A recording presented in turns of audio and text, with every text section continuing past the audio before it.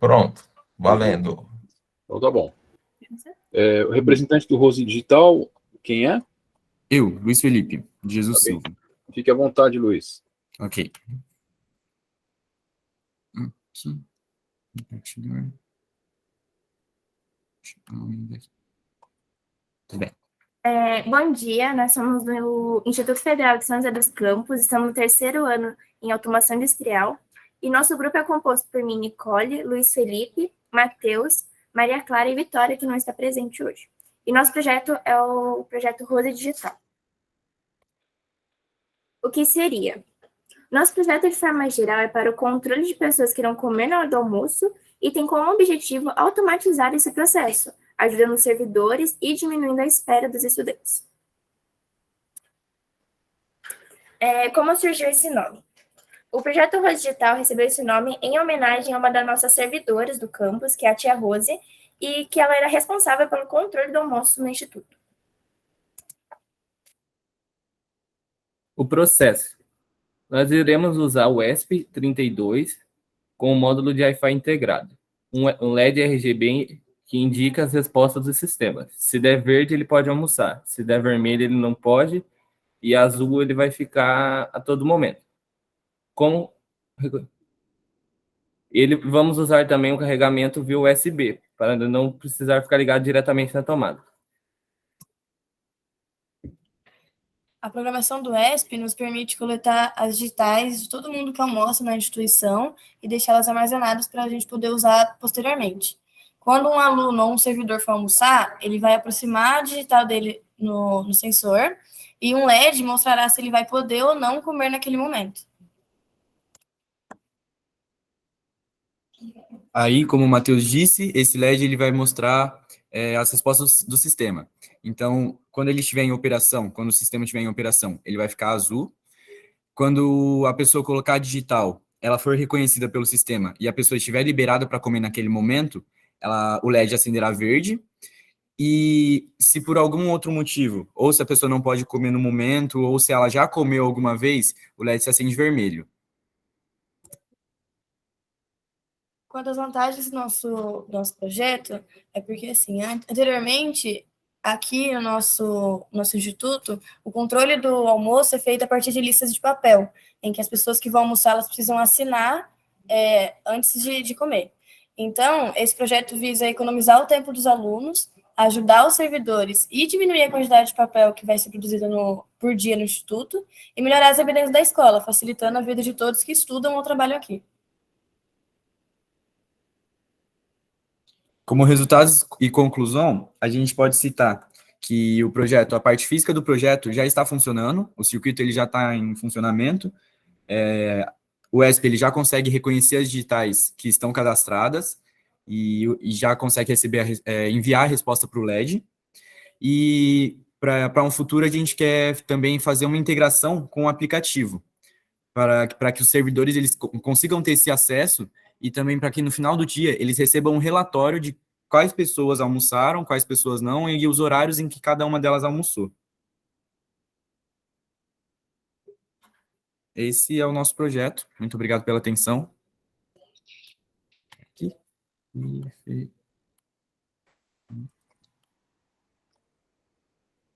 Nós que agradecemos, Luiz.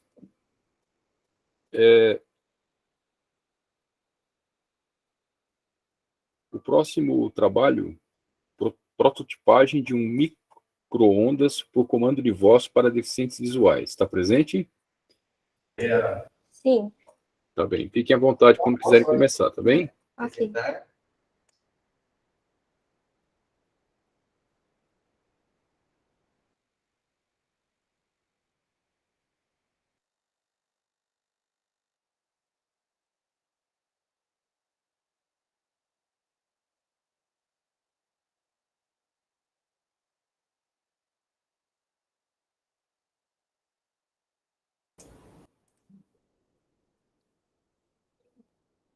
Bom dia a todos, nós somos alunos do Instituto Federal de São Paulo, campus Tupã.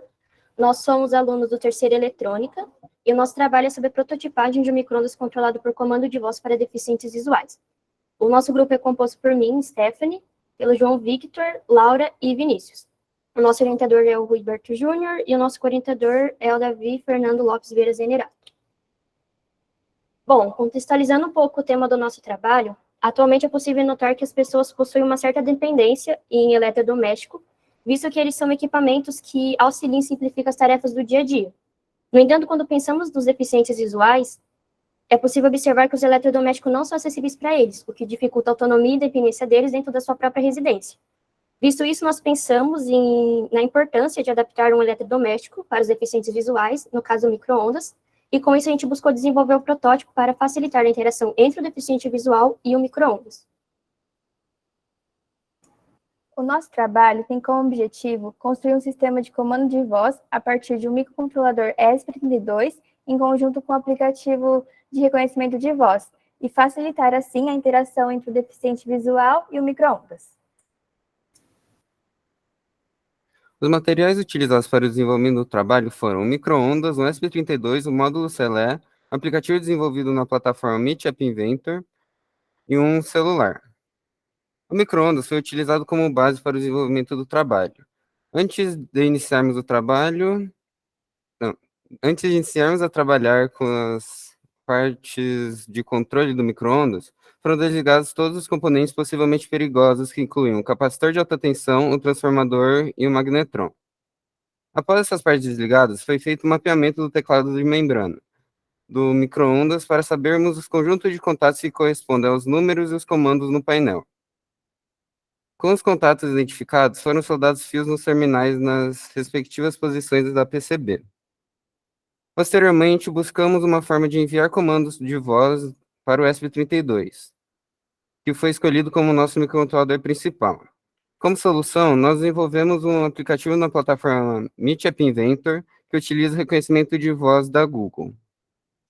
O aplicativo recebe a frase do usuário e envia uma forma de string através da rede local para o ESP32. No ESP vai ser feito o tratamento da frase.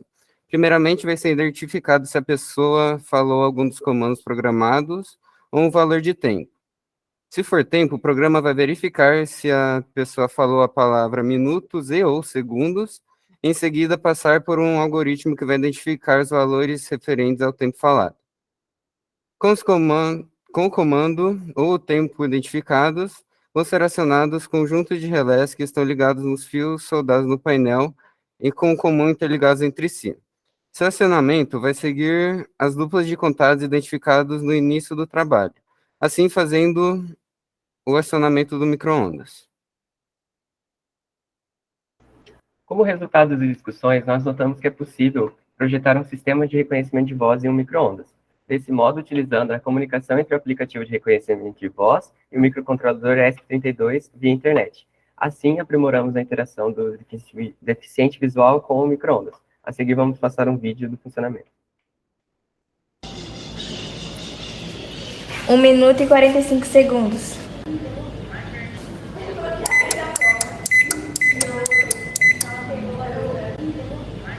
Vinte segundos.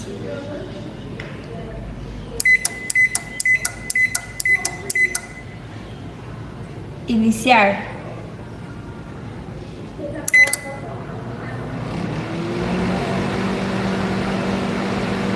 Cancelar.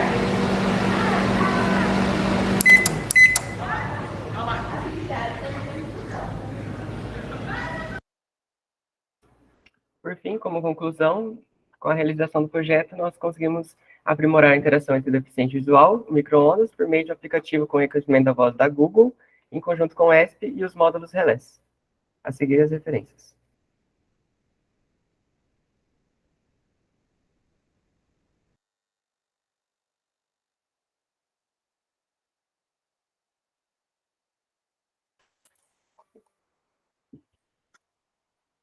Muito bem, concluído, né? Muito obrigado.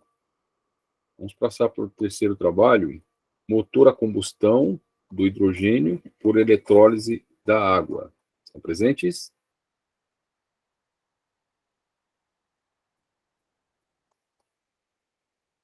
Opa, estou sim. Só um momentinho para organizar aqui.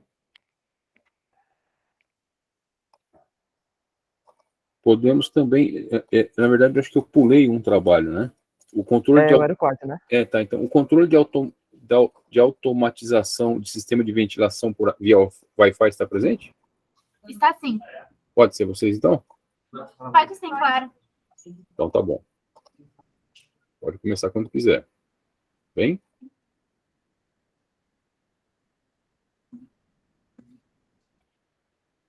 Bom, o nosso trabalho, ele é um controle e automatização de um sistema de ventilação. No caso, nós acabamos utilizando um ventilador para fazer toda essa automatização. Aqui temos a nossa agenda, a introdução, o objetivo, o que nós iremos falar um pouquinho hoje. E bem, todos nós sabemos que durante o século XVIII houveram inúmeras inovações e invenções tecnológicas. Isso, juntamente, ajudou com a Revolução Industrial, o que criou uma automatização em massa e um avanço na tecnologia. Isso percorre até os dias atuais, onde há uma automatização residencial muito grande. Porém, nós encontramos algumas problemáticas nisso, como o acúmulo de resíduos não utilizados ou descartados incorretamente. Então, para resolver esse problema, nós fizemos a junção de um aparelho de ventilação e um aparelho de iluminação controlados pelo Wi-Fi, tendo sua conexão gerada por um ESP, que nós utilizamos o 8266, e também a partir de um aplicativo Android, que é exclusivo. O nosso objetivo com essa criação foi criar um dispositivo para o controle e automatização de sistemas de ventilação por um aplicativo, assim digitalizando os recursos utilizados para o acionamento dos ventiladores de maneira compacta, tendo uma automatização de baixo custo, aumentando assim a praticidade ao utilizar um aparelho de ventilação. Falando um pouquinho sobre o ESP 8266, que foi o ESP utilizado, nós sabemos que há muito tempo atrás surgiu o Arduino, que ainda domina o mercado, né, por ter uma grande utilização acadêmica, mas a partir da criação do ESP, em 2014, nós encontramos uma maneira de utilizar algo com as mesmas capacidades de um Arduino, porém com um custo menor. Então, foi o que a gente fez. Nós juntamos o ESP8266 junto com o ESP01 para a nossa invenção, substituindo, assim, o Arduino pelo ESP8266. Bem, sobre os materiais e métodos, nós primeiro fizemos um brainstorm do grupo, depois se buscou-se, né, alguns equipamentos de baixo custo, e em todo o nosso projeto, nós conseguimos reutilizar tudo. Nós conseguimos todos os equipamentos a partir de outros dispositivos que às vezes não estavam funcionando de forma adequada, assim, reutilizando tudo o possível. Então, o projeto ESP foi feito com base na linguagem Python e o app foi desenvolvido no Flutter, né, o desenvolvimento do aplicativo. E nós utilizamos a plataforma do VS Code para fazer o código-fonte. Esses foram os materiais e os custos de cada um. Nós acabamos não tendo esses custos por ser tudo reutilizado. Então, tudo isso a gente acabou encontrando nas nossas casas, o que ficou bem mais fácil para a gente conseguir realizar o trabalho. E esse é o aplicativo e ele na prática, e a gente também tem ele aqui para poder apresentar. Aqui, no caso. Bom, são duas versões do aplicativo. Tem a primeira versão dele, que é apenas de liga e desliga, e tem essa que é a segunda versão, que liga tanto as luzes, quando muda a velocidade do aparelho.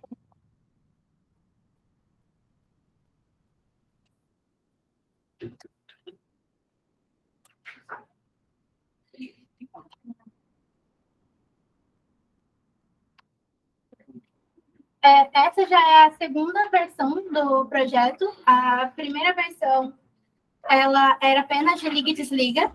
Então, nós terminamos o nosso projeto inicial, mas ainda estamos procurando várias melhorias, tentando transformar ele em algo cada vez melhor. Assim, nós encontramos também, entrou no nosso contato o ESP32, o que fez a gente ter novas ideias, como, por exemplo, colocar uma caixinha de som no ventilador, transformando ele em um dispositivo 3 em 1, né? Tanto de iluminação, quanto de ventilação, quanto multimídia, o que seria muito bom, principalmente aos estudantes, né? Porque a gente geralmente estuda, precisa de luz, ventilação e geralmente estuda com música.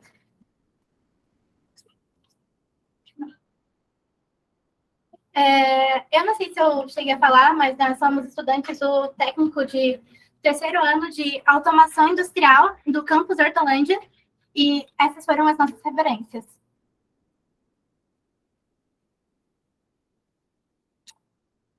É isso. Catarine, muito obrigado, viu?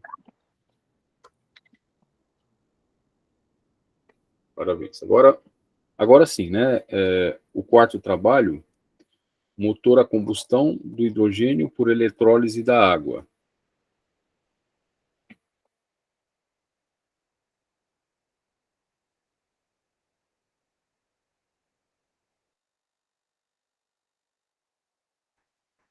Opa, vocês podem me ouvir direitinho? Ouvimos sim. Certinho. Boa tarde, gente. Eu sou o aluno Alex Bentes.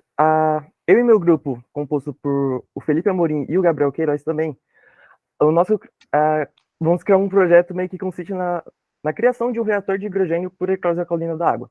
Nós somos alunos da ETEC de Suzano, do terceiro ETIM de Química, do ensino técnico integrado ao médio, do curso técnico em Química, alinhados ao CPS. E nosso trabalho é completamente alinhado como projeto aos Objetivos de Desenvolvimento Sustentável. Por introdução, a gente consegue falar meio da problemática do nosso trabalho. Por começo, a poluição atmosférica é um problema ambiental que tem chamado muita atenção nos últimos anos, devido aos seus efeitos provocados diretamente à saúde da população e aos ecossistemas.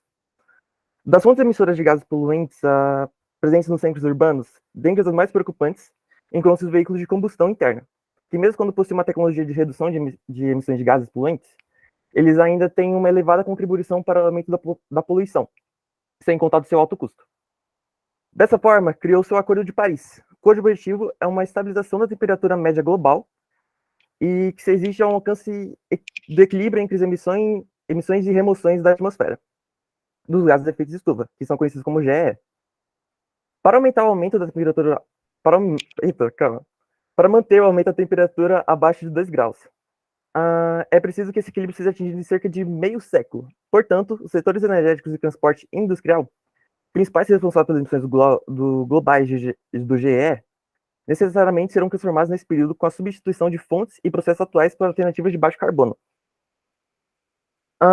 Dessa forma, um dos meios mais viabilizados pelos setores econômicos dentre todos, sejam esses meios de produção eólicos, hidrelétricas e até mesmo usinas nucleares, o que mais vem chamado a atenção no caso é o desenvolvimento da tecnologia do hidrogênio, que se aplica muito bem no Brasil, já que utiliza diversas fontes de energia renováveis por todo o seu território, como exemplo a Angra 1 e a Angra 2, no estado do Rio de Janeiro.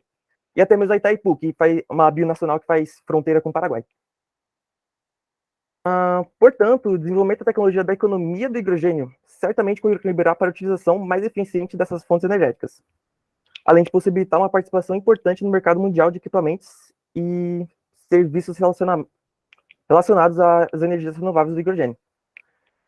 Dessa forma, o engajamento do país na corrida para a implantação da economia do hidrogênio é altamente estratégica dos pontos de vista econômico, tecnológico e ambiental. Dessa forma, o nosso trabalho consiste nos objetivos. Nossa, calma, Nosso trabalho tem como alinhamento com os nossos objetivos gerais, que é justamente criar um reator de hidrogênio que faça uso da eletrólise de produção de gás, forte o suficiente para alimentar um motor de 80 cilindradas, que é justamente o que a gente está adaptando em uma bicicleta monomotor. No caso, o nosso processo de eletrólise, ele ainda, por cima, reutilizaria eletrodos de pilhas descartáveis. e os nossos objetivos específicos, que é fazer análise quantitativa do rendimento de hidrogênio produzido do protótipo desenvolvido, já que a gente precisaria ter uma quantificação necessária para isso, para vamos meio que calcular a viabilidade desse processo, calculando custo e custo-benefício, instalar e adaptar o reator desenvolvido no motor de combustão de 80 cilindradas, já que a gente precisa colocar isso em prática, contribuir com a economia da produção energética do país, apresentando um método eficiente para a produção de combustível e aplicação do mesmo, já que justamente isso desbancaria muito não desbancaria, mas até poderia diminuir consideravelmente o uso de combustíveis fósseis. E diminuir os impactos negativos causados ao meio ambiente e à saúde humana, já que no processo eletrolítico, diferente dos processos do processo de combustão da gasolina, não tem liberação de CO2 nem outro tipo de gás poluente. A única liberação que a gente vai ter no processo de combustão do hidrogênio seria apenas a água. E nosso trabalho é completamente alinhado aos Objetivos de Desenvolvimento Sustentável. No caso, o objetivo 7, energia limpa e acessível, que é assegurar o acesso confiável, sustentável, moderno e o preço acessível à energia para todos e todas, já que, tecnicamente, a gente precisa criar um processo eletrolítico que, vamos supor, que ele diminui muito o custo-benefício do carro. Então, é basicamente uma adaptação que você poderia fazer no seu automóvel ou em qualquer outro meio que use energia gerada pelos combustíveis. Cidades e comunidades sustentáveis, que é tornar cidades e assentamentos humanos inclusivos, seguros, resilientes e sustentáveis. Meio que dentro dos objetivos 11, a gente tem meio que metas específicas que se relacionam com o emprego de acessibilidade a todos os cidadãos da energia combustível, além da sua produção e uso sustentável. Então, meio que usar um processo eletrolítico nesse meio seria extremamente bom, já que a gente não teria problemas com captação do petróleo, nem a transformação do petróleo em outros produtos, como a gasolina, metanol, entre outros. E consumo e produção responsáveis, que é justamente assegurar os padrões de produção e de consumo sustentáveis.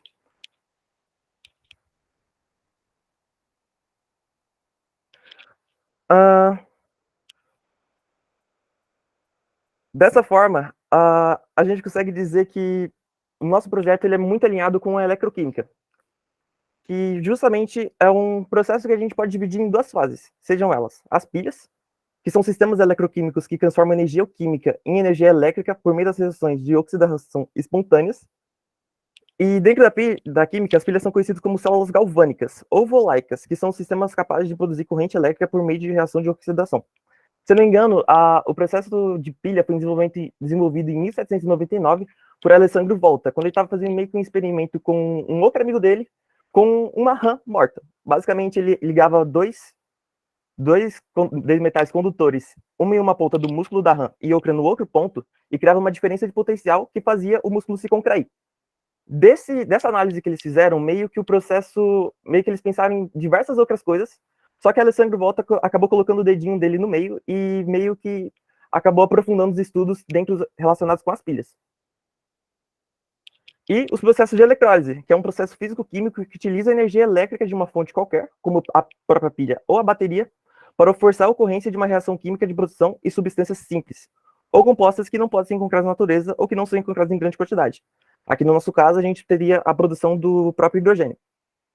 Meio que a diferença entre o processo eletrolítico e o processo de pilhas, a gente pode relacionar que as pilhas, elas meio que usam uma reação química para gerar energia, enquanto a eletrólise ela usa energia para gerar uma reação química, que no caso são as reações de oxirredução. No caso, a eletrólise, que é justamente um método específico que a gente vai usar para a produção do hidrogênio, ela é dividida em dois processos, que são os processos catódicos, que dentro da tecnologia da eletroquímica, as reações catódicas incluem o processo de ionização da água, o processo de metalização do cobre, do íon cobre, e a transformação do dióxido de chumbo em sulfato de chumbo.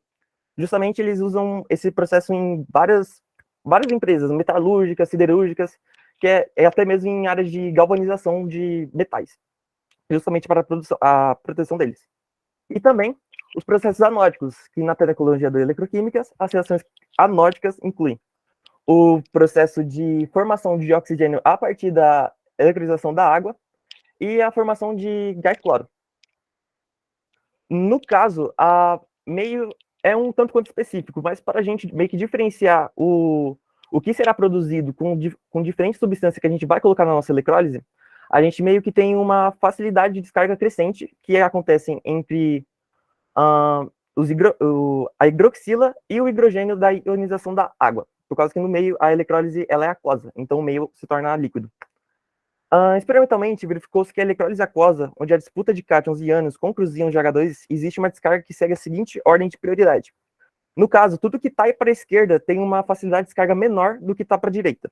Então, meio que a gente colocando uma substância vai de NeACl, cloreto de sódio, o que vai participar do processo catódico, que vai disputar com o hidrogênio da água, seria o próprio hidrogênio. Ele venceria no lugar do sódio.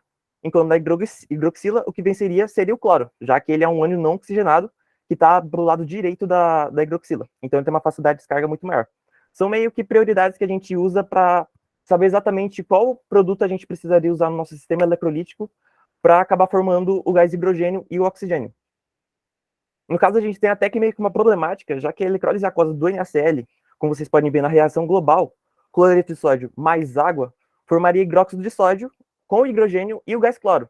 Só que o gás cloro é um tanto quanto nocivo para a saúde, então ele meio que não é rentável para a gente, já que ele desclassificaria dos Objetivos de Desenvolvimento Sustentáveis. E a produção do hidróxido de sódio, já que hoje em dia a única utilização, se eu não me engano, dele que a gente tem é na utilização para formar sabonetes e outros produtos de limpeza. Então, meio que na eletrólise aquosa do NaCl, a gente não seria viável para a gente. Só que, utilizando outros sais, como o sulfato de sódio, a gente conseguiria, meio que dentro da tabela de reatividade, a gente percebe que os ânions oxigenados estão para a esquerda, justamente o sulfato, SO4 2-. Então, não teria a descarga do gás cloro, muito menos a descarga da formação de hidróxido de sódio.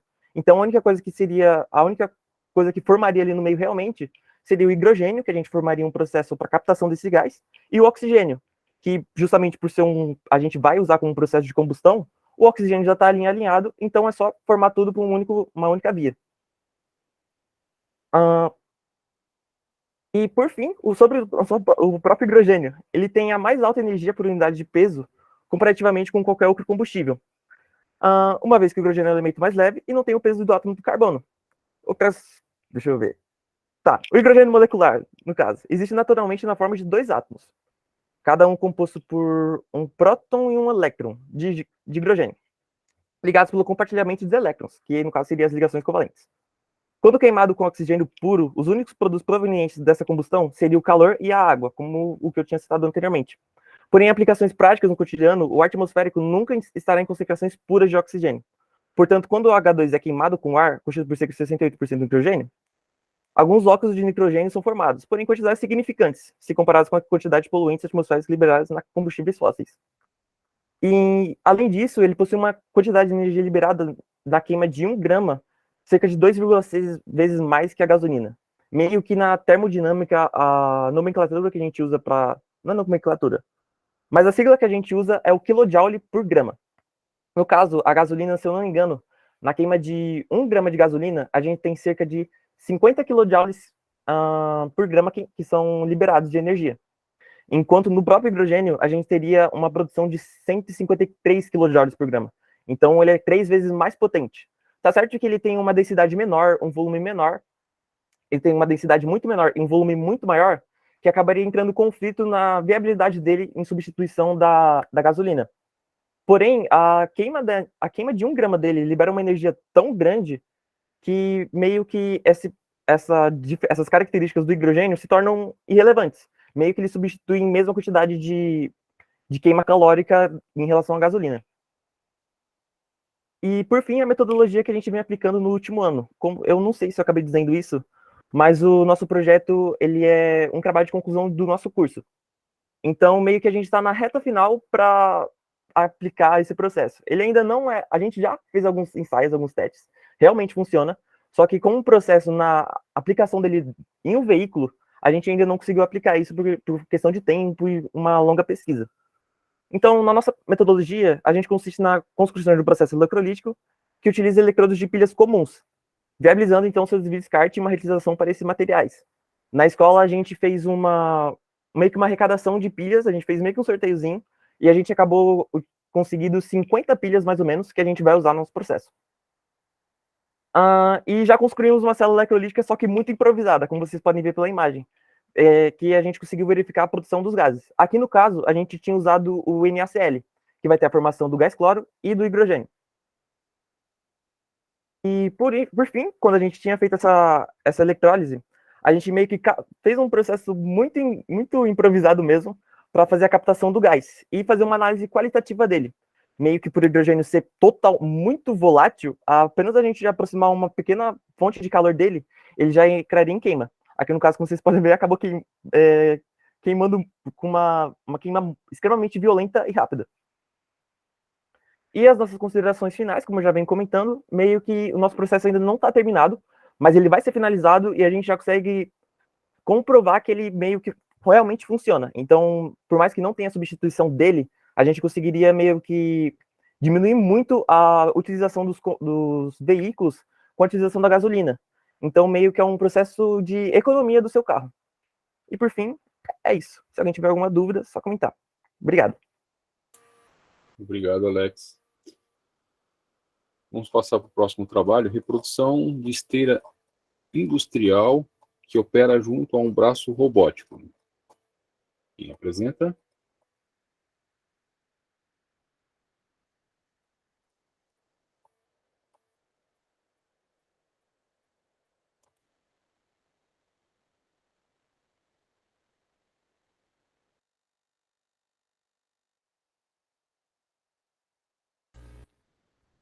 Bom dia a todos. Deixa eu ver aqui a apresentação. Aqui.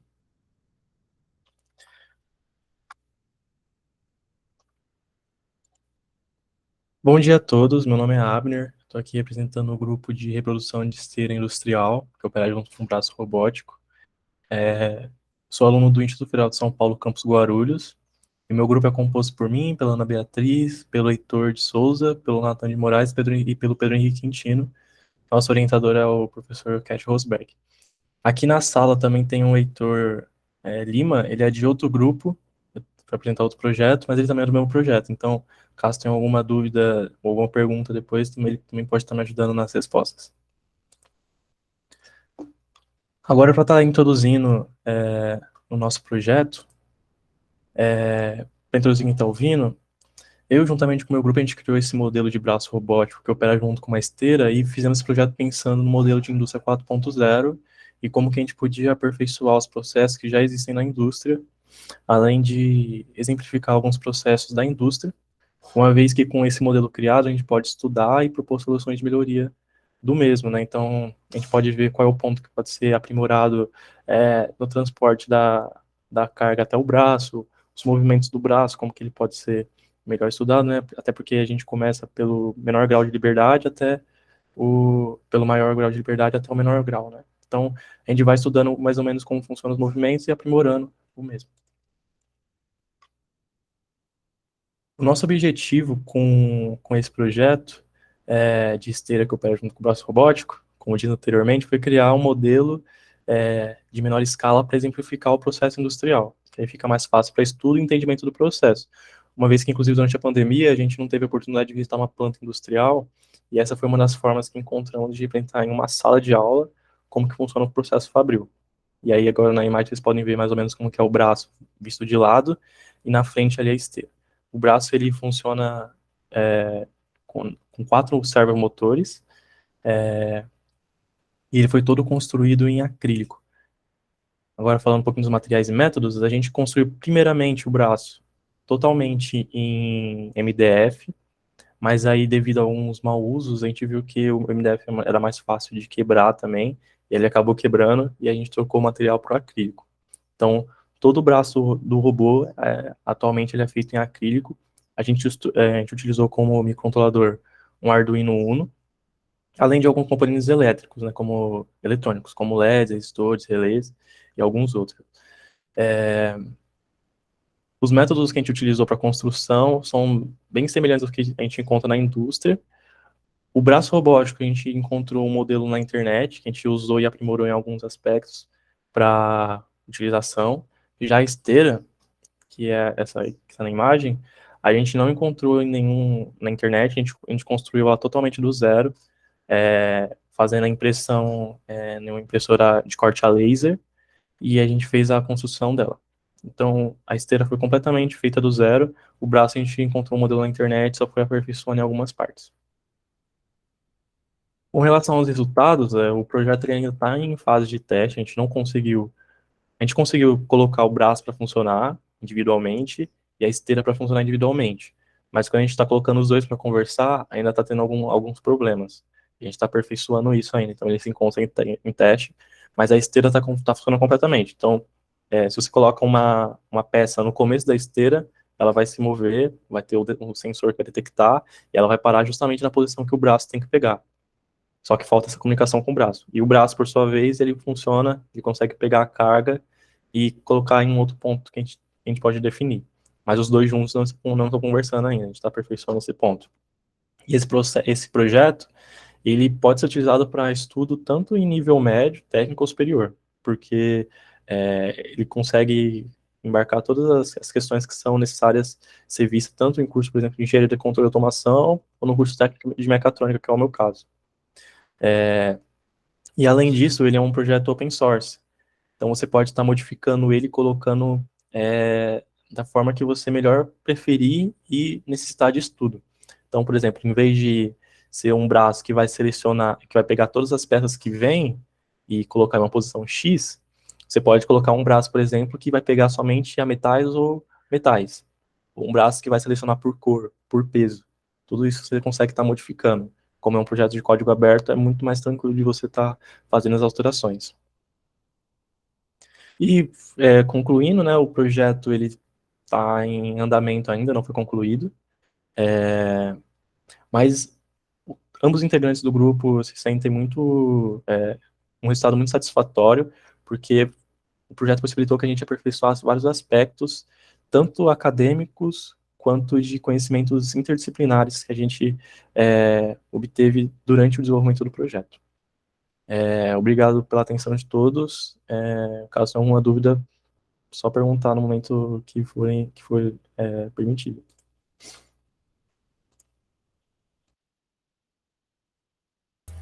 Nós que agradecemos, amigo. E estudos da viabilidade econômica da utilização de biogás gerado no aterro sanitário de Guarulhos. Quem apresenta? Opa, bom dia. Bom dia, Heitor. Quando quiser, também. Tá apresentando aí? Está sim, Heitor. Beleza.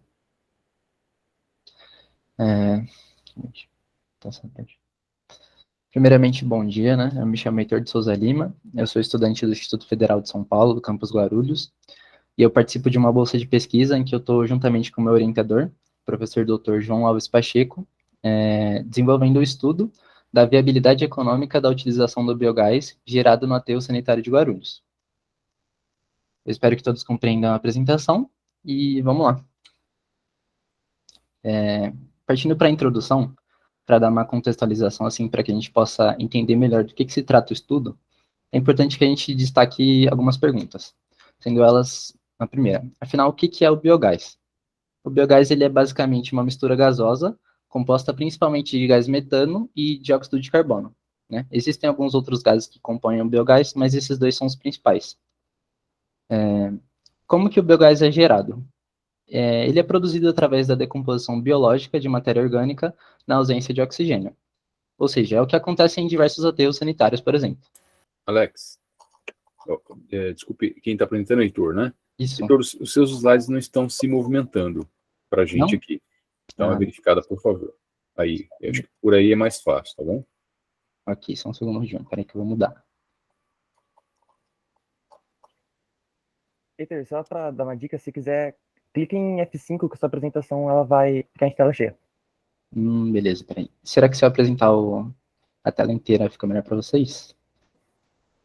Eu acho que sim. Isso. Ótimo. Beleza, vamos retomar. Voltando da introdução.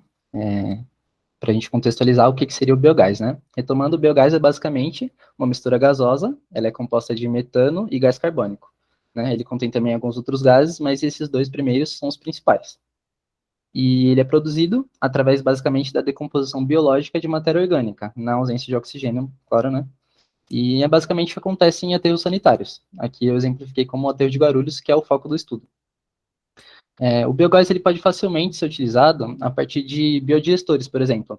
Né? A depender do modelo do biodigestor, ele vai funcionar como uma câmara que vai receber o resíduo orgânico e vai armazenar o biogás e o biofertilizante, né? Que é outro subproduto desse processo, mas que a gente não vai falar aqui. Né? Imaginando uma situação de uso caseiro, o biodigestor ele vai permitir que o biogás possa substituir o uso do gás natural, por exemplo, né? Tendo em vista que o biogás ele tem um poder calorífico relativamente semelhante ao do gás natural. Né? E além de tudo, ao utilizar essa fonte de energia limpa, a gente ainda evita que essa mistura gasosa seja enviada para a atmosfera e contribua para o efeito estufa. Agora, partindo para os objetivos... Eita, calma aí. Agora que a gente já sabe o que é o biogás, vamos trazer ele para o nosso ambiente de pesquisa. Né? O objetivo geral do estudo é investigar a viabilidade da utilização dos gases gerados no aterro sanitário de Guarulhos. Mas o que isso quer dizer? Isso significa, basicamente, nesse contexto, entender o quão viável, em termos econômicos, é a utilização do biogás, nesse caso a partir de motores de combustão interna, que são capazes de transformar o biogás em energia elétrica propriamente dita, né? Ou seja, o que queremos descobrir é que, se apesar dos benefícios do uso do biogás para o meio ambiente como um todo, aplicando ele no aterro de Guarulhos, esse sistema de transformação, vai haver sustentação financeira a partir do uso do próprio biogás. E é essa pergunta, como objetivo geral, atrelada a alguns objetivos específicos, a gente vai desenvolver, por exemplo, tentar descobrir qual que é a determinação da quantidade de resíduos que vai ser destinada ao aterro, classificar esses resíduos que vão ser destinados e avaliar se existe a capacidade de produção de energia elétrica a partir do biogás que vai ser gerado a partir da decomposição desses resíduos. Agora, partindo para a metodologia, a gente vai entender, por exemplo, que, como se trata de um estudo, a principal metodologia utilizada vai ser a revisão bibliográfica, né? Ou seja, analisar alguns estudos já produzidos por outros pesquisadores que possam nos auxiliar de alguma maneira. Né? Além disso, para desenvolver a pesquisa, foi necessário o uso de algumas ferramentas de planilhas. Nesse caso, por exemplo, a gente utilizou a ferramenta GHG Protocol. Então, a gente pegou algumas informações, alguns dados fornecidos, por exemplo, pela própria Prefeitura de Guarulhos, inseriu nessa ferramenta, e o que ela retorna para a gente? Quando a gente insere algumas informações, por exemplo, a quantidade e o tipo de resíduos que o aterro vai receber, ela retorna para a gente uma estimativa da quantidade de gases gerados. E aí, com essas ferramentas em mãos, e a partir do uso delas, a gente consegue organizar essas informações, por exemplo, em tabelas, em gráficos, e quantificar isso tudo e deixar de maneira mais organizada para desenvolver melhor o estudo daqui para frente. Por fim, agora, como a gente já está nos finalmente da pesquisa, a gente consegue, por exemplo, uma metodologia de comparação com os outros estudos. Né? Esse é o principal método que a gente está usando agora, porque, como é um estudo bem específico, a gente precisa ter como alguns parâmetros outros estudos que tenham alguma relação com essa pesquisa. Né? A gente consegue criar alguns parâmetros que vão indicar se a gente está no caminho certo e prosseguir com os resultados. Agora, partindo para os resultados, os primeiros resultados que a gente obteve, foi a partir do desenvolvimento do projeto, foi uma quantificação dos resíduos enviados ao aterro, numa estimativa anual, uma média de 360 mil toneladas por ano. E aí, a partir da quantificação, a gente consegue fazer uma tipificação dessa quantificação, né? A gente consegue estimar por alto, assim, que cerca desses 360 mil toneladas por ano, que o aterro ele operou, para deixar bem claro, ele operou de cerca de 2001 até 2019. E aí, essa foi uma média gerada no aterro, né? E aí, desse total, 53% é matéria orgânica, seja de resíduos domésticos ou de parques, enfim, matéria orgânica em geral. 19% são plásticos, sendo duros e moles, e 18% papelão e papel. O restante são metais, tecidos e vidros. E aí, com esses valores fornecidos, pela ferramenta e depois analisados, foi possível construir alguns gráficos com a curva de geração do metano e do dióxido de carbono. O metano, no seu ano de pico de geração, que foi em 2019, ele alcançou o valor de cerca de 20 mil toneladas de gás gerado, que seria cerca de 23 milhões de metros cúbicos desse gás. Já o dióxido de carbono, também em seu pico de geração, que foi em 2019, alcançou cerca de 561 mil toneladas de gás gerado. E aí, por fim, o resultado que a gente espera é da viabilidade econômica, né? Esse é o último tópico e o mais importante do estudo, mas que ainda não foi finalizado, portanto eu não pude trazer nenhum resultado exato nessa apresentação. Para as considerações finais, eu gostaria de destacar alguns pontos. A princípio, esse projeto nos faz refletir sobre como a gente olha os resíduos que a gente mesmo produz, e acredito que ele salienta, apesar de não ser o foco do estudo, a importância do tratamento e da destinação desses resíduos. A gente acabou de ver, mesmo que por cima ali, as toneladas de gases que são gerados, e isso só no aterro de Guarulhos, né?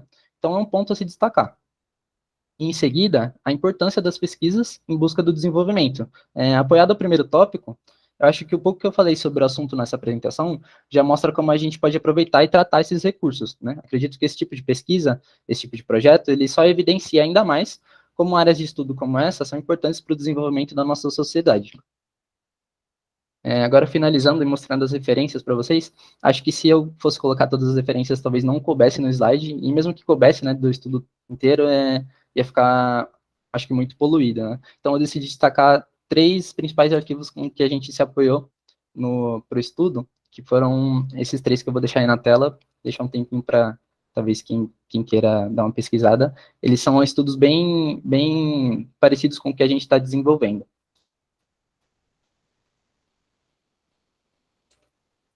E acho que é isso, pessoal. Eu agradeço pela atenção de todo mundo. Obrigado aí. Qualquer dúvida, pode perguntar quando for permitido. Nós aqui agradecemos, Heitor. Bom, teria um último trabalho, penso que seja dos alunos da professora Juliana, mas de qualquer forma vamos confirmar. Sistema automático de coleta de resíduos de copos descartáveis, latas de alumínio e lixo orgânico. Ninguém, né? Penso que seja, então... Aqui. Ah, tá aí. Catarina, desculpe, Catarina. A gente, na verdade, está usando o computador da nossa amiga que apresentou para não ter que conectar de novo. Tá bem, Catarina. Quando você quiser. Claro, deixa eu abrir. Oi.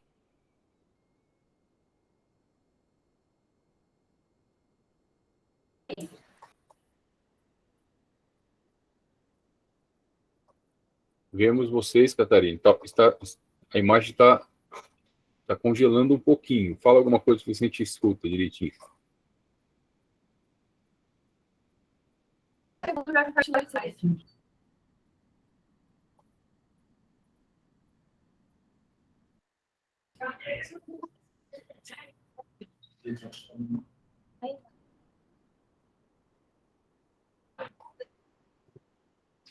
Oi, só um minutinho que eu espera aí.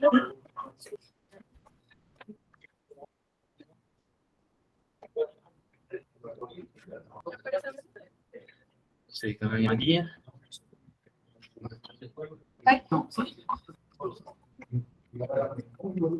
Se a gente vai passar por aqui. Isso aqui é saúde.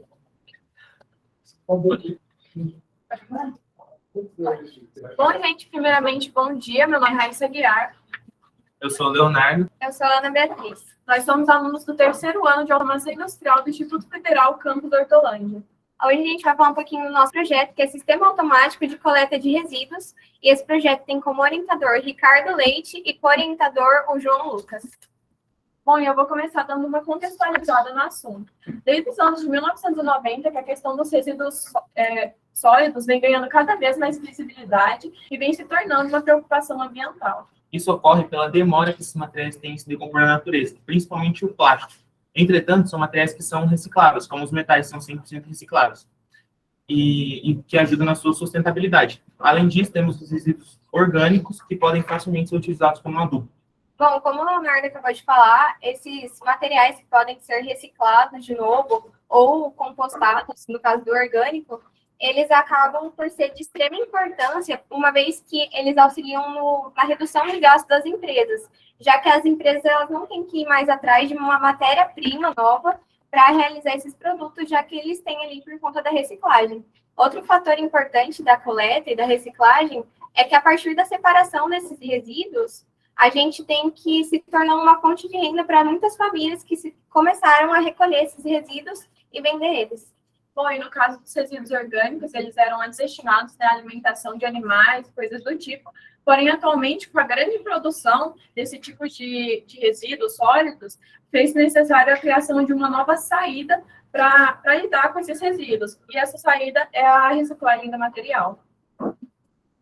Bom, o principal objetivo do projeto é realizar a coleta de resíduos orgânicos, copos descartáveis e latas de alumínio, né? Há princípios que são produzidos no IF, mas as lixeiras elas também podem ser levadas para outros ambientes. Isso com o intuito de criar um sistema que automatize a coleta seletiva e facilite a parceria com os catadores.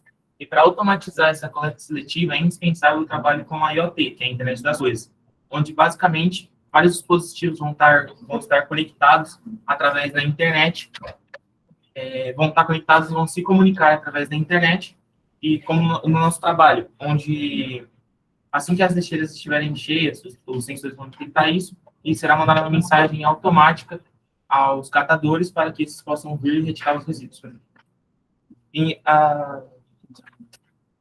Para desenvolver o projeto, realizamos uma pesquisa bibliográfica sobre outros projetos que também trabalhavam com a coleta automatizada de resíduos. Então, a gente realizou testes com sensores, como o infravermelho e célula de carga, que serão utilizados nesse projeto em conjunto com o Arduino ou o Node MCU, para assim desenvolver os protótipos das lixeiras. Bom, agora eu vou falar um pouquinho dos materiais que foram utilizados na lixeira de orgânicos. A gente utilizou um Node MCU, um HX711, um LED RGB, uma lixeira, né, para o protótipo, um sensor célula de carga, resistores, com suporte de madeira, né, para ajudar no sensor, um carregador, porque ela vai ficar ligada à tomada, jumpers, cabo de rede, e a gente pretende colocar um display para reconhecimento dessas lixeiras. O custo em média total vai ser R$ 164,90 por aí.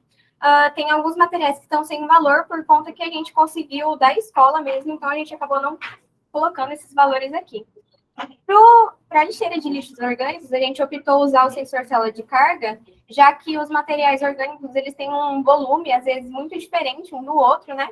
Já o peso deles costuma ser um pouco mais fácil de medir. Então, a gente usou o sensor célula de carga, que sempre que ele tem, né, ele mede esse peso, ele acaba sofrendo uma deformação, que manda um sinal de saída elétrica, que aí ele é mandado para o HX711, que amplifica esse sinal e converte ele e manda para o Node MCU, que vai enviar para a internet depois. Bom, na lixeira de copos plásticos foi utilizado também o Node MCU, um LED RGB, a lixeira própria de copos descartáveis, um sensor infravermelho, uma bateria de 9 volts recarregável, né, para ela não depender de ficar conectada na tomada. Foi utilizado também resistores de 220 ohms, um suporte 3D, tanto para o circuito quanto para a bateria de 9 volts, jumpers e um display LCD que ainda a gente vai implementar. E o total da lixeira por volta de R$ 125. Basicamente, a lixeira de latas de alumínio consiste dos mesmos materiais das de copos e, inclusive, o sensor infravermelho, que consiste na emissão de uma luz infravermelha que é refletida no objeto, mostrando que o mesmo foi detectado. Além disso, essa lixeira vai ter a implementação de um amassador, que custou R$ 36,00, onde o usuário ele irá amassar a latinha primeiro, de forma manual mesmo, para depois descartá-la na lixeira. Assim, vai caber mais latinhas na lixeira, porque ela vai estar mais compressada. O valor total é de R$ 150,40. Bom, agora eu vou falar um pouquinho sobre essa interface da web. Como o Léo falou, a gente está usando a IoT, né, no nosso projeto.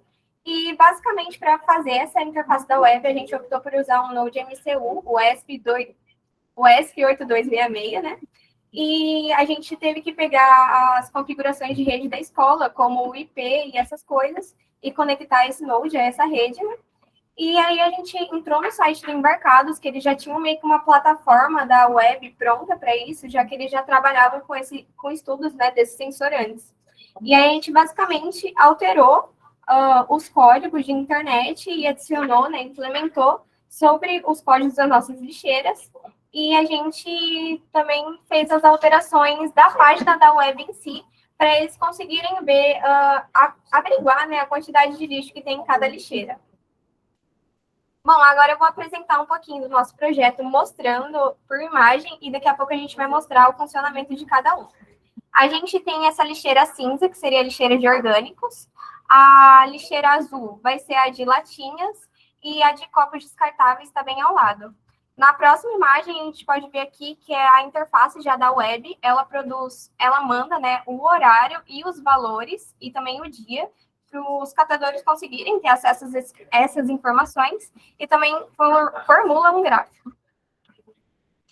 Aqui a gente tem mais imagens da lixeira, um pouco mais de perto, que a gente pode ver o LED funcionando, a implementação aqui do suporte 3D, já com o Arduino e com o Node, né, agora, da lixeira de latas e o amassador dela, e do lado também a orgânicos.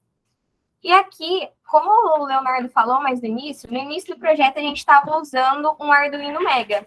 Porém, no lugar de a gente colocar um módulo Wi-Fi para fazer a conversão do Arduino, a gente acabou optando pelo Node MCU, e a gente vai mostrar um pouquinho agora ali do projeto em si funcionando. Tem como fechar para ele abrir a câmera? Agora o Leonardo ele vai abrir pela câmera dele para a gente mostrar um pouquinho do projeto.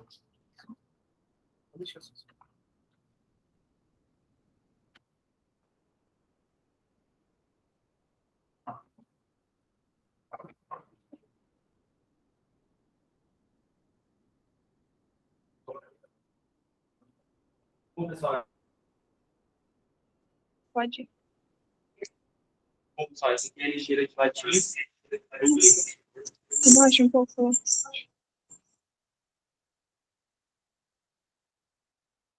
Bom, pessoal, essa aqui é a lixeira de latinhas, onde o amassador e a estrutura está aqui. Assim, o usuário vai vir, amassar a latinha, depois você vai descartar ela na lixeira. Na lixeira, do LED, terá a cor verde para se você pode descartar o lixo ou não. Se você pode descartar o lixo, ele vai ficar vermelho assim que a lixeira atingir o seu nível máximo.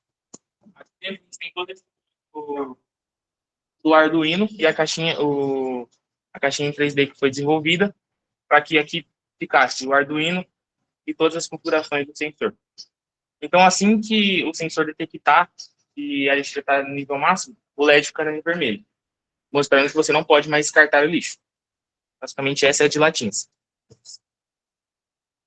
Então, essa daqui é a lixeira de copos descartáveis. Aqui é o Node MCU, que a gente já substituiu. A gente trocou pelo Arduino. Aqui é o sensor infravermelho, que ele vai ser o responsável por realizar as medidas, né, para ver se a lixeira está cheia ou não. Esse aqui é o suporte que a gente fez na impressora 3D, tanto para o circuito quanto para a bateria. Aqui a gente está utilizando uma bateria recarregável de 9 volts para alimentar o circuito. E nesse caso, esse circuito estaria por aqui, no qual a gente, quando entrar os copos, ele vai aferir se ela está cheia ou não. Bom, agora eu vou falar um pouquinho da lixeira de orgânicos. Bom, basicamente ela tem implementada aqui, esse é o suporte de madeira que eu falei, e embaixo está todo o sisteminha dela. Vocês podem ver que ela acende o LED verde quando ela está vazia, e ela vai acender o LED vermelho depois que a gente colocar a garrafa. Além de mostrar o LED, a gente também tem esse código aqui, que seria a interface da web, onde ela vai mandar o valor de acordo com o horário. Aqui a gente tem uma alteração no horário, que ele está 2 horas atrasado por conta do fuso, mas aqui a gente pode ver que de 0 ela passou a ser o valor da lixeira. E aí, quando ela atinge o valor máximo dela, que no caso, por enquanto, está programado para 400 gramas, ela acende o LED vermelho.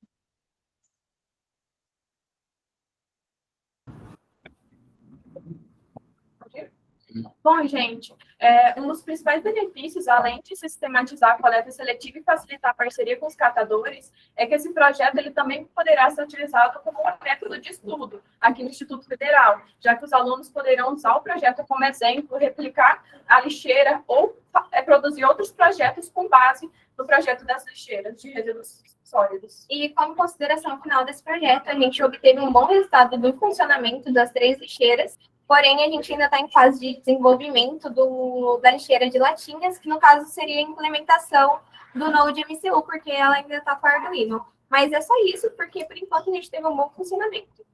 Como eventuais alterações, a gente já falou, a gente pretende colocar um display LCD 16:2 para conseguir identificar o tipo de cada uma das lixeiras e também finalizar algumas configurações da web, como o horário do fuso, que está um pouquinho incorreto por enquanto, mas é basicamente isso. E por último, a gente também pretende realizar testes com as lixeiras para ver como que ela vai funcionar a interação dos alunos e dos catadores aqui no campo. Bom, de modo geral é isso. Esse foi o nosso projeto e obrigado pela atenção. Essas são as referências utilizadas no nosso projeto. Obrigada.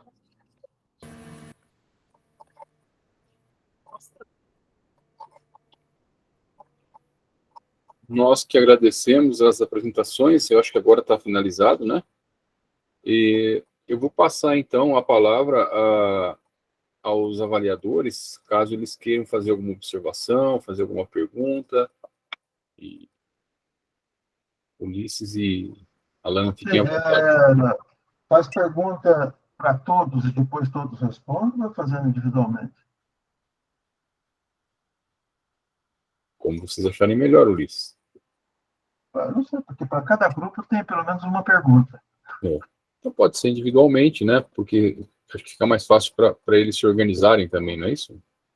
Então tá bom. Então vamos começar pelo grupo 1, Rose. Primeiro, no projeto de vocês, eu não entendi. Hoje vocês fazem o sistema controla, mas ele já está incorporado o registro, quer dizer, a hora que você identifica que alguém pode passar, ele marca que essa pessoa passou ou não? Isso é uma pergunta. Segunda, qual é a diferença que tem do sistema que vocês desenvolveram e daqueles que já existem hoje? Uma catraca eletrônica que funciona como digital. Então, essas duas perguntas para o Rose.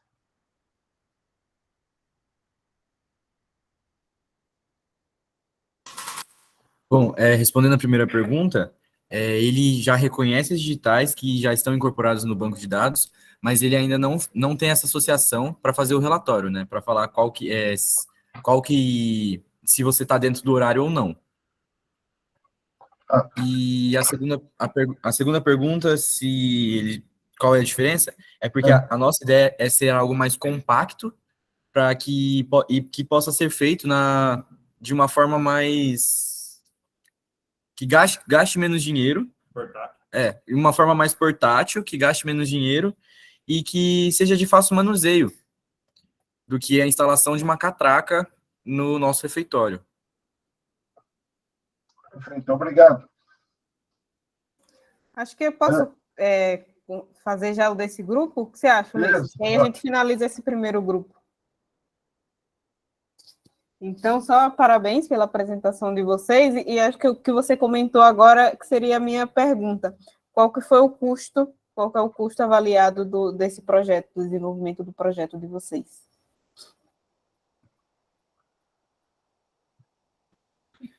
Nós gastamos uma base de R$170, incluindo já o sensor digital, o ESP, a bateria, né, o carregador USB e o LED, todo o material eletrônico. Obrigada.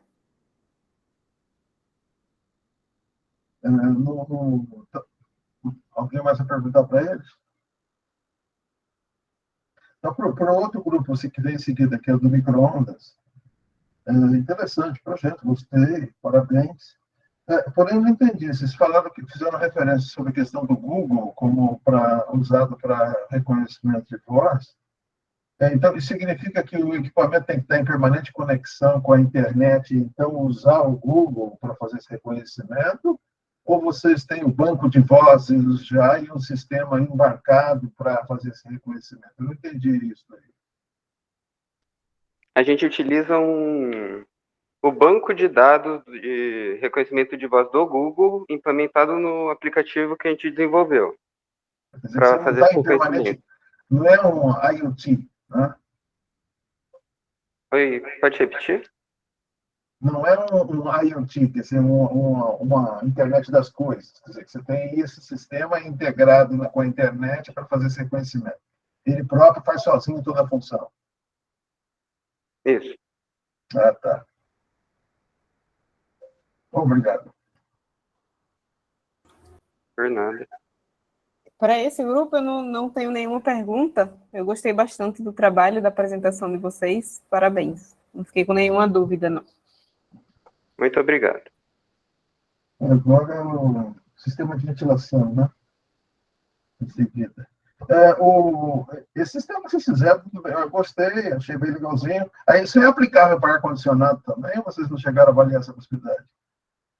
Não, a gente ainda não chegou a testar ele com um sistema de ar-condicionado, apenas com ventiladores por hora. Eu pensei isso porque aqui em casa seria interessante, porque você está em algum fora de casa e quer já ligar o ar-condicionado, você teria a possibilidade de fazer isso remotamente. Né? Tá bem. Alana? Eu tinha anotado para perguntar quais as melhorias pensadas para o projeto de vocês nas próximas etapas, e aí no finalzinho você comentou que a implementação do sistema de multimídia, isso vai ser feito ou é só a ideia mesmo? Isso está em processo de criação ainda. A gente não tem nada físico dessa parte, mas está em processo, a gente já está atrás, procurando os componentes, todas as outras coisas. Entendi. Então vai ter, né? Na continuação, para finalizar o projeto, fica essa parte também. Isso, exatamente. Obrigada. Parabéns pela apresentação e pelo trabalho de vocês. Agora é o pessoal da hidrogênio, produzido a partir de hidrólise. Né?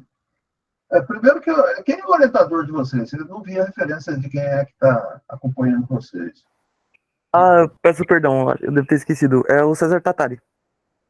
César Tatari? Isso. Uhum. Uma coisa, vocês fazem referência à necessidade de ter uma energia limpa e acessível. Hidrogênio hoje, para fins de queima, de obtenção de energia a partir da queima de hidrogênio, não sei se vocês viram alguma referência de uso disso, mas é algo assim, do ponto de vista energético, fora de questão, vamos chamar assim. Porque se você usar um referencial de energia por peso, tudo bem, mas a questão do custo do hidrogênio não está aí. O problema do hidrogênio está que ele é um gás difícil de você usar. Porque, por peso, tudo bem, mas ele tem um problema volumétrico. Né? Se um mol ocupa 22,4 litros, você tem um mol, você tem quantas gramas de hidrogênio em um mol? Nesse volume. Então, e ele é um gás que você não consegue comprimir e transportar ele facilmente. Então, esse é o grande problema. Na internet está cheio de videozinhos aí de caras dizendo que faz eletrólise no carro e aquele hidrogênio é usado para combustão do motor e que então o carro fica fantástico, maravilhosamente bem. Quer dizer, na verdade é uma conversa fiada para trouxa, mas que não existe moto contínua. Né? Quer dizer, há um sistema que gere sua própria energia e aquilo que faz com que ele gere a sua energia é parte dessa energia que ele foi gerado e ainda tem sobra. Quer dizer, isso não existe. Então, se você fizer o balanço do custo de energia para fazer eletrólise e uma máquina térmica que tem um consumo e sempre uma perda muito grande, eu realmente não consegui ver como é que vocês estão pensando de verificar uma viabilidade disso.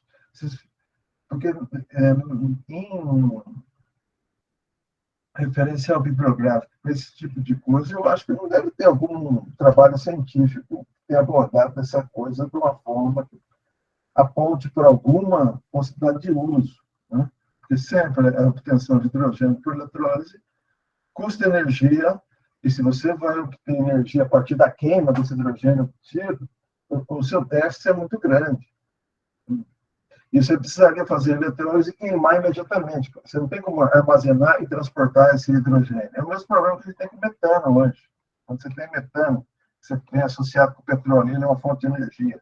Lá no pré-sal, você não consegue trazer esse metano para a terra. O metano lá tem que ser reinjetado no solo, porque ele não é compressível. Você não consegue comprimir o metano e trazer. Esse é um grande problema de quem extrai petróleo do pré-sal. E o hidrogênio está na mesma classe de gases de difícil compressão e difícil transporte. Mas você tem alguma referência prográfica que você tenha visto algum sinal de que aponte alguma possibilidade real do ponto de vista do ganho energético para esse tipo de uso? Com certeza. No caso, a aplicação dele, tipo, em indústria, em alguns processos muito maiores, a gente não realmente tem o problema do armazenamento e para o transporte dele.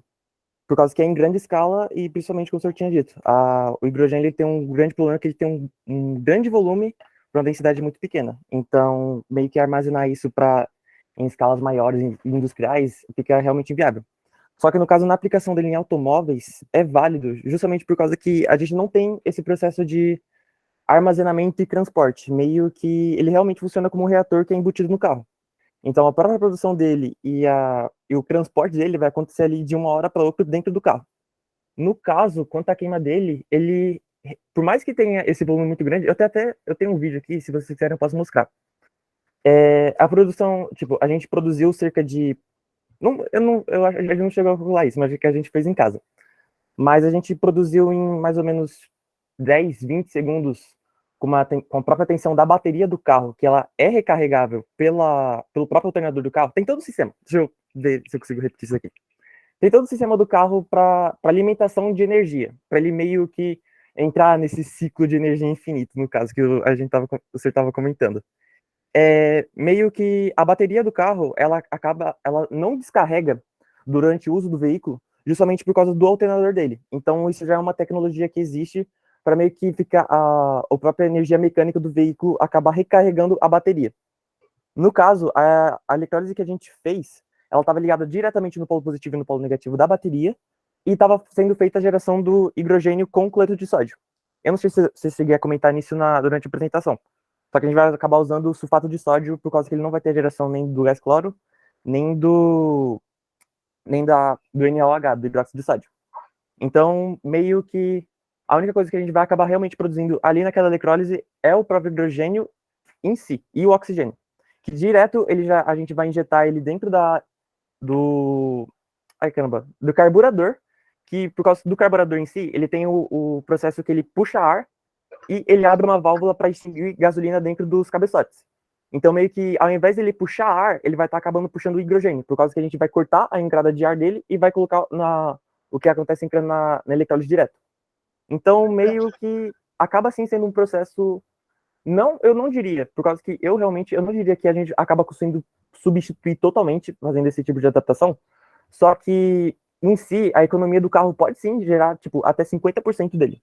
Isso aqui eu não consigo comprovar, de fato, por causa que as análises que a gente vai fazer desde o começo do ano que a gente está fazendo nosso trabalho, meio que só serviu de estudo para a gente ter essa base, de literalmente falar que a gente não precisa do armazenamento, que a gente não precisa do transporte dele. A única coisa que a gente precisa é literalmente fazer a eletrólise e injetar diretamente no carro, que já usa os próprios os periféricos, entre aspas, do próprio veículo.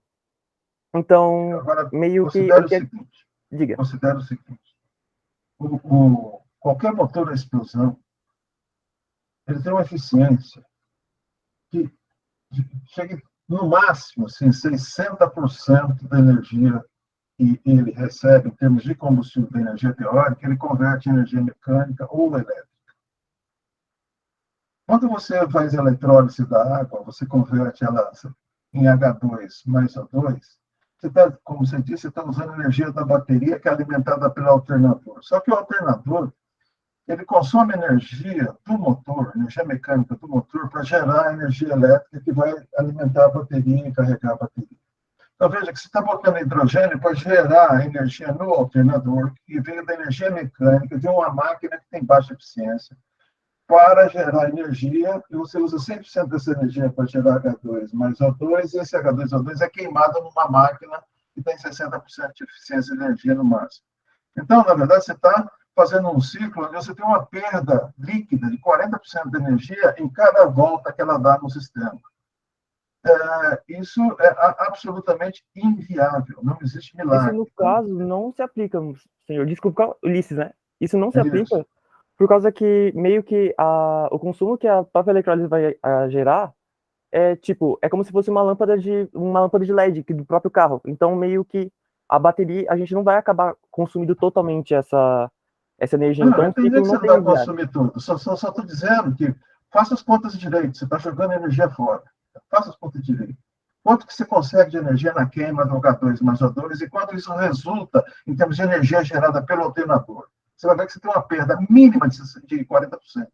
Quer dizer, o alternador põe essa energia depois para fazer eletrólise e converte H2 e O2. Mas você vê que você está, em cada vez que isso acontece, ele não transforma em energia elétrica. Ele transforma em energia combustível, está transformando em hidrogênio. Eu não estou alimentando mas o energia alternador. elétrica você não está usando para fazer hidrólise?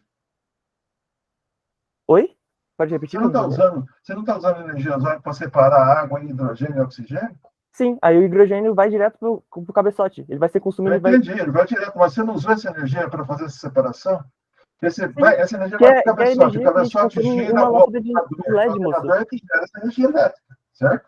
Repete, que eu tava. Desculpa, eu tô falando por cima. Repete, por favor. Você leva esse hidrogênio para o cabeçote faz girar o brequim, que gira o alternador e que faz a energia elétrica necessária para fazer a separação do hidrogênio e oxigênio, não é? Bom, mas na hora que o hidrogênio queimou com o oxigênio e fez girar o cabeçote, você já perdeu 40% da energia aí. Então, a energia gerada de retorno para fazer nova hidrólise já perdeu 40%. Não, por isso que eu digo que ele funciona como um auxiliar no consumo de energia. Quando eu falei mas você não está auxiliando nada, você está jogando fora energia. Por que você está jogando fora energia, sendo que eu estou usando energia? Eu só estou colocando um adendo ali. Eu não estou meio que substituindo a gasolina, eu estou colocando um adendo. Eu sei que você não está substituindo a gasolina, mas a conta não fecha nunca, porque a quantidade de energia de adendo que você está pondo, vamos imaginar que você está pondo 100 de adendo, mas você gastou 140 para fazer esse adendo de 100. Então, não, isso que eu falo, não tem esse 140 de adendo, por causa que o consumo dela é como se fosse uma lâmpada de 1 volt. Eu não tô meio que carregando um outro veículo, não tô fazendo uma chupeta. Na próxima feira a gente se encontra e, se quiser, você é de que campus que você é? Oi? Eu sou da ETEC de Suzano. Suzano, então, você me procura na A104, lá a gente conversa sobre isso. Por favor, senhor. Muito bem. Alana? Oi. Oi, Alex, tudo bem? Opa, bom minha dia. dúvida é que você comentou na apresentação que, pelo que vocês fizeram, já deu para confirmar que funciona. E aí, quais testes foram feitos? Quais análises foram feitas? Ou quais observações para você ter essa confirmação de que funciona? A gente fez análise para avaliar os eletrodos e a gente acabou chegando no eletrodo da pilha, da próprio consumo da pilha. E a gente fez análise quantitativa e qualitativa. Meio que a gente só fez a eletrólise em, se eu não me engano, a 120 amperes e 10 volts, que é o que funciona dentro da bateria de um carro. E a gente teve em questão de 20 segundos, a gente teve uma produção de, se não me engano, era 75 ml. Eu tenho um vídeo aqui para mostrar, só do barulho. Eu posso acabar mostrando ele ou não? Pode, Jairo, que está na moderação. O problema nosso problema é o tempo, né? Então sem problemas. Mas ele teve uma média de 75 ml em cerca de 20 segundos. 75 ml de? Em 20 segundos. Tá ok. Então, acho que seria interessante colocar mais esses dados qualitativos numa apresentação e quantitativos que você tiver, para os resultados ficarem até mais chamativos. Muito bem, belezinha. Obrigada. Por nada.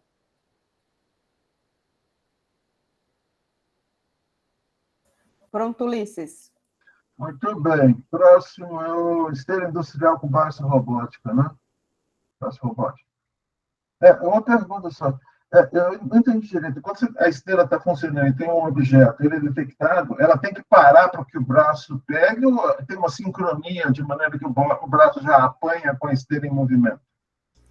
Então, no modelo que a gente está utilizando no momento, tem um conjunto de sensores no início do trajeto e no final.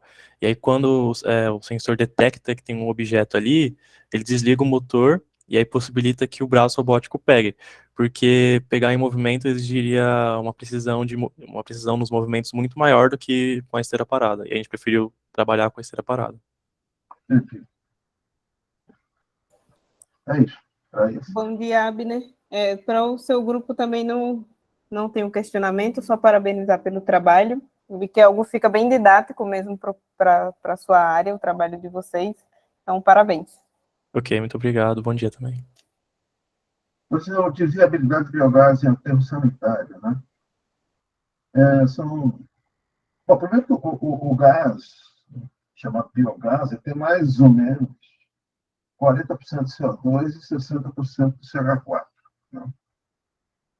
E aí você falou que tem, das 360 mil toneladas por ano, 53% são orgânicos, depois não sei quanto é plástico, não sei quantas coisas, depois você colocou em separado papelão e papel em 18%. O papelão e papel, ele é biodegradável, não é? Então, ele não devia estar nessa conta dos 53% orgânico. Essa é uma dúvida, eu nunca mexi com esse tipo de dados, né? Isso é uma primeira. Depois, a segunda pergunta é quando você fala, vamos fazer um estudo de viabilidade para aproveitamento desse gás. Tudo bem, o gás, para quem já passou perto do lixão, vê que tem os caras normalmente botam lá umas torres, né, onde o gás vai sendo queimado, lá deixam queimando o gás que está sendo gerado lá no subterrâneo. Né? Isso daí tem, para você usar esse gás, né, você não é chegar lá e falar, vou pegar o gás. Né? Eu queria saber quais são os aspectos, quais são as variáveis que são consideradas quando você fala, vou fazer um estudo de viabilidade disso. O seu trabalho chama estudo de viabilidade de aproveitamento do biogás. Na verdade, você circunstanciou tudo isso, mas eu não vi quais são as variáveis que vão ser analisadas para chegar a uma conclusão se é ou não viável o uso do gás. Opa, bom dia, tudo bom?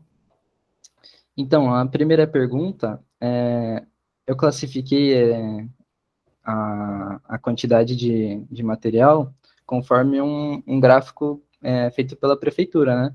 Então, eu me baseei nisso. Por isso que eu coloquei ali 53% de matéria orgânica e separei o papel e o papelão porque eles mesmos já separaram, aí eu não quis alterar. Tá bom. E para a segunda pergunta, você pode repetir, por favor? Você fala, vou estudar a viabilidade, quer dizer, eu quero chegar a uma conclusão se é viável, economicamente, evidentemente, ou não o uso desse gás, certo? Quais são as variáveis que você vai analisar para verificar isso? Porque você tem que pensar na industrialização desse gás, certo? Não dá para chegar lá, botar no bolso e ir embora, é gás, né? Então, como é que eu faço para coletar esse gás? Que custos tem isso para eu usar? E quem vai comprar e a que preço isso daí? Quer dizer, estou falando algumas poucas variáveis agora. Né? Segundo, quando você fala em aproveitamento desse gás, se você está falando que você tem 40% de CO2 e 60% de CH4, você está falando de aproveitamento, portanto, isso não vi você abordar, e aproveitamento do CO2, que também é um gás aproveitável e comercializável, tanto que uma grande fonte de CO2 é justamente proveniente das usinas de álcool, onde você, na fermentação, você tem produção de CO2, então você pega esse CO2 e aproveita, e você pega esse CO2, separa e embala, comprime e vende no mercado, e ao mesmo tempo você tem a produção do CH4, que tem que ser separado do CO2, porque o gás que a Comgás fornece, por exemplo, é CH4 sem CO2, porque senão a eficiência energética disso aí cai muito, você está botando CO2 junto com o CH4, e na verdade isso aí é um desperdício, né? Você está diminuindo em termos volumétricos a capacidade calorífica do gás. Então, eu queria saber quais são as variáveis que você estaria considerando para fazer essa análise. Perfeito. Então, algumas das coisas que a gente considerou, por exemplo, levando em consideração também os estudos com que a gente se apoiou, foi, como o senhor citou anteriormente, por exemplo, a perca com o motor que a gente vai trabalhar, né, ele tem uma perca de aproveitamento, ele não vai aproveitar 100% do gás que vai ser gerado. Então, por exemplo, a gente utilizou como variável, a gente recebe, a partir da planilha da ferramenta que a gente usou, tem uma estimativa do biogás já gerado, e a gente estima uma perca de aproveitamento uma perca, na verdade, de 25%, ou seja, a gente vai aproveitar desse gás que já vai ser gerado 75%. E aí, a partir desse 75% final, a gente tem o aproveitamento do motor, né, que vai aí finalmente chegar a 60% do motor que consegue aproveitar. E aí a gente leva em consideração também, né, a instalação do motor, né, o maquinário, o encanamento, enfim. Tudo isso é levado em consideração. Deixa eu consultar aqui.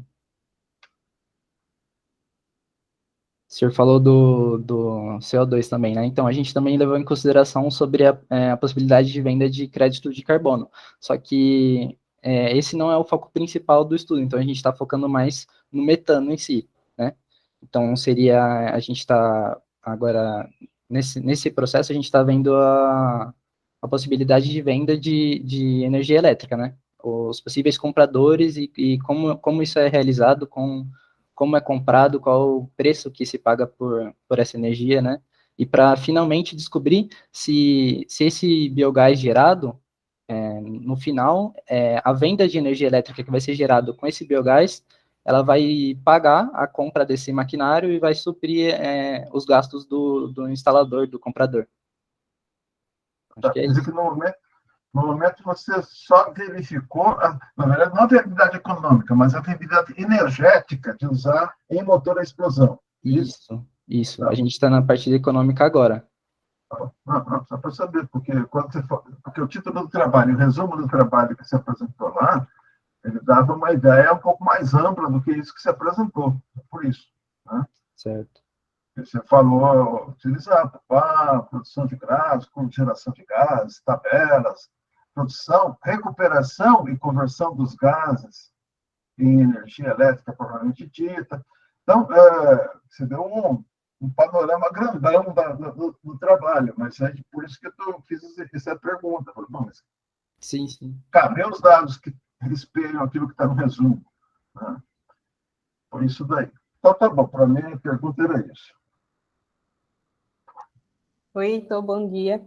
Na verdade, a minha dúvida vai bem parecida com do Ulisses, porque eu fiquei sem entender quais eram os parâmetros que você estava analisando, e aí fica, então, como sugestão, já que você respondeu já para ele, igual a do Alex, que nos seus slides dos resultados, você só escreveu, acho que 3 tópicos do que era e foi falando. Então, de repente, mostrar isso com os dados em tabelas ou em gráficos, para a gente fica mais fácil de entender exatamente quais os parâmetros que você está analisando, comparação percentual, se está bom ou não. Isso a gente consegue entender melhor na apresentação. Tá bom, muito obrigado, viu? Nada. Muito bem. Agora de lixo e copos descartáveis, o último que foi apresentado. Eu entendi. Esse sistema que vocês têm, cada lixeira fica conectada no Wi-Fi em uma central que vai informando como é que fica como é que está o enchimento do cesto de lixo? Primeira pergunta. Segunda, isso daí, pelo que você disse, vocês botam uma bateria de 12 volts lá, uma pilha, né? Qual é a vida útil de uma pilha num sistema que fica ligado 100%, assim como é o sistema que você desenvolveu? Essas 2 perguntas. Bom, a bateria recarregável, ela dura 3 meses ligada. Isso porque a lixeira ela não vai ficar ligada a todo momento, mas se for ficar a todo momento, ela dura esse tempo. Aí, por isso que em uma lixeira a gente está usando, no caso, a bateria, e nas outras já estão com o carregador, para fazer esses testes mesmo, quando for para fazer os testes de funcionamento aqui na escola. Quanto ao Wi-Fi, o Node MCU está conectado na rede, né, no IP aqui da escola mesmo, que como a gente ia fazer o teste na escola, a gente teve que conectar a rede da Wi-Fi da escola, e aí a partir dessa rede, quando ele entra no sistema, ele pode ver tanto a de copos, quanto a de orgânicos, quanto a de latinhas, porque elas ficam separadas por setores, e aí é só ele clicar e ele já vai ter acesso a todas as informações de cada uma. Entendi. Então, isso aí é o módulo IoT. E quando for fazer, no caso, a parceria com os catadores, eles vão ter acesso ao IP, e no caso eles vão jogar o link do IP mesmo no Google, na internet, e eles já vão ter acesso a essa parte com os dados de cada lixeira. Perfeito, obrigado. Eu que agradeço. Bom dia. Uma das minhas perguntas você já acabou de responder, como seriam disponibilizados esses dados para os catadores, e você comentou na apresentação que seria gerado um gráfico. Esse é um gráfico com que dados? É da quantidade que tem na lixeira para cada hora do dia, é isso? Isso mesmo, tipo assim, eu não sei se vocês viram na foto que estava nos slides, mas exatamente isso. Ele vai mostrar a quantidade de lixo que tem em cada horário. E no caso da lixeira de copos descartáveis, você tem a possibilidade de ver tanto quando ela está cheia, quanto a quantidade de copos que já tem na lixeira. Tá, ok, obrigada, então. Eu que agradeço. Da minha parte, encerrei. Acho que é isso, Jairo. Acabamos por aqui. Só queria parabenizar a todos pelos trabalhos de vocês. Parabéns a todos aí, ótimo trabalho. Fico feliz de ver o pessoal engajado em propostas e, mesmo que muito inicialmente, aliás, tudo começa muito inicialmente, em desenvolver alguma coisa que aplicável daquilo que está aprendendo na escola. Então, todos os parabéns pelo empenho e pelo brilho dos trabalhos apresentados. Muito bem, pessoal. Nós aqui da comissão organizadora do evento, do Instituto Federal de Suzano, queremos agradecer a disponibilidade dos professores para fazer a avaliação e principalmente da participação de vocês, tá bem? Parabéns pela dedicação, né? Pela organização do trabalho, pela disponibilidade em vir apresentar para a gente. Mande um abraço aos seus orientadores, todos eles fizeram um trabalho muito bonito. E eu espero que vocês tenham gostado da experiência, né? A gente possa estar juntos novamente numa próxima feira, tá bem? Muito obrigado. Eu abro a palavra. Se vocês quiserem falar alguma coisa, fiquem à vontade.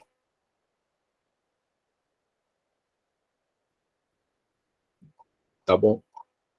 Tá bom, então, pessoal. Grande abraço para vocês aí, cada um na sua cidade. E tenham um ótimo final de dia. Grande abraço. Podemos sair. Um abraço, sucesso a todos.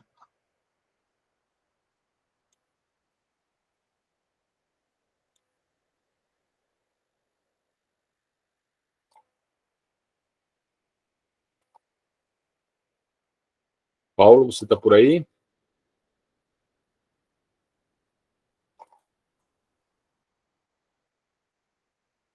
Paulo?